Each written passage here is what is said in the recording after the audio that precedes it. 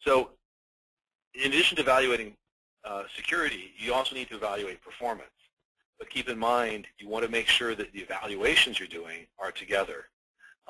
So if you're measuring the performance of a product, you need to do it while the appropriate security settings are turned on your product. This might sound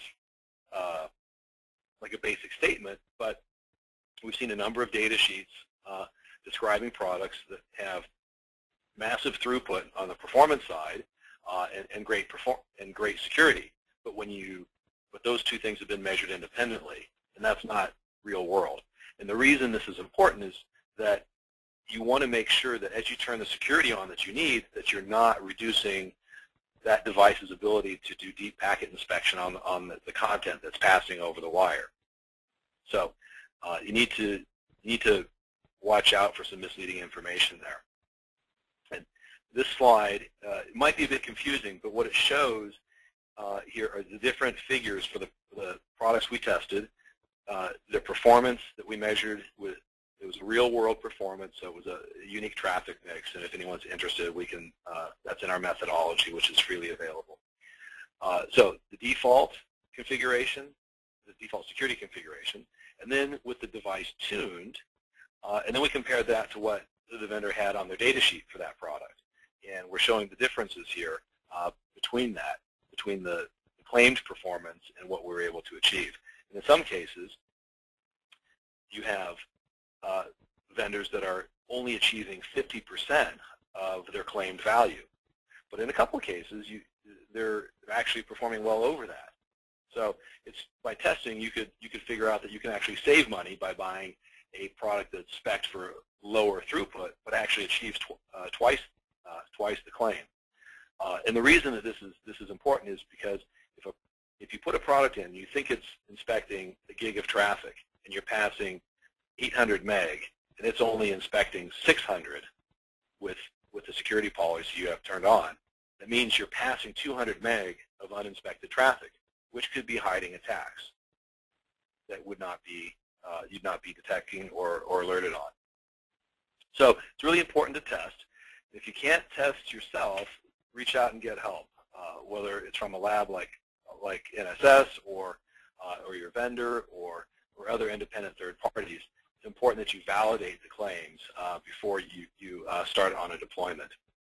And given the complexities of the attacks and how hard it is to test these products, we're finding most of the organizations are fairly ill-equipped to do the testing on their own, and it requires a lot of expensive network processor design gear to do that.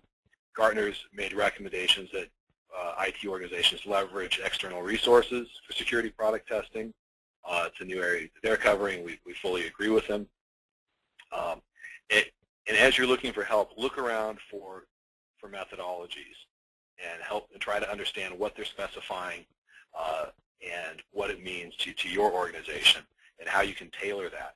Borrow these methodologies, make use of experts, and really try and ask some hard questions before you make a big investment.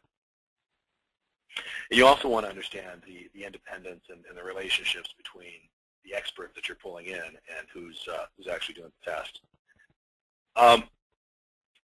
Total cost of ownership. This is unique in the security space. Generally, it's hard to quantify that.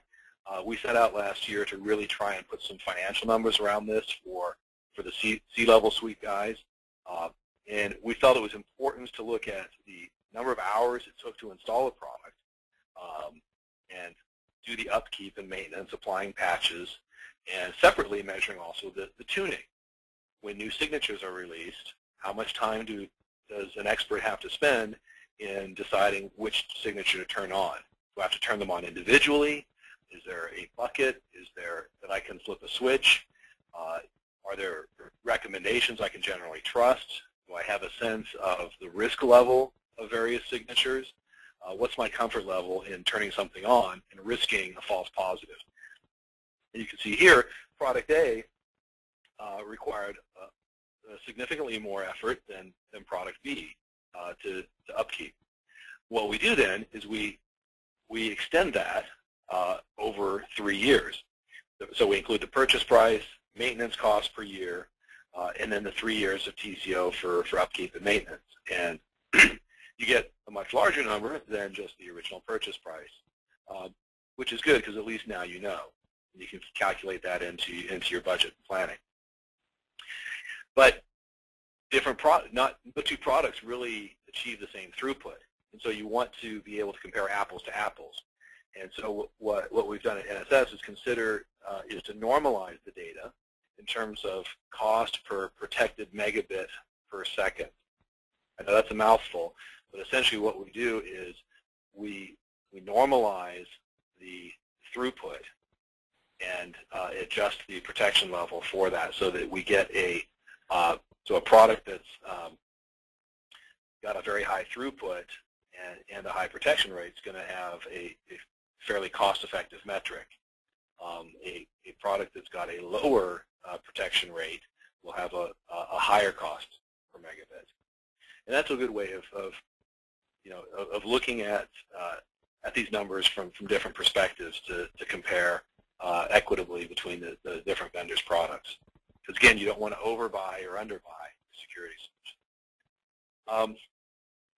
Moving along, other things I think are worth noting is because we all read the media, we're all reading blogs, what's happening, the latest breach and attack.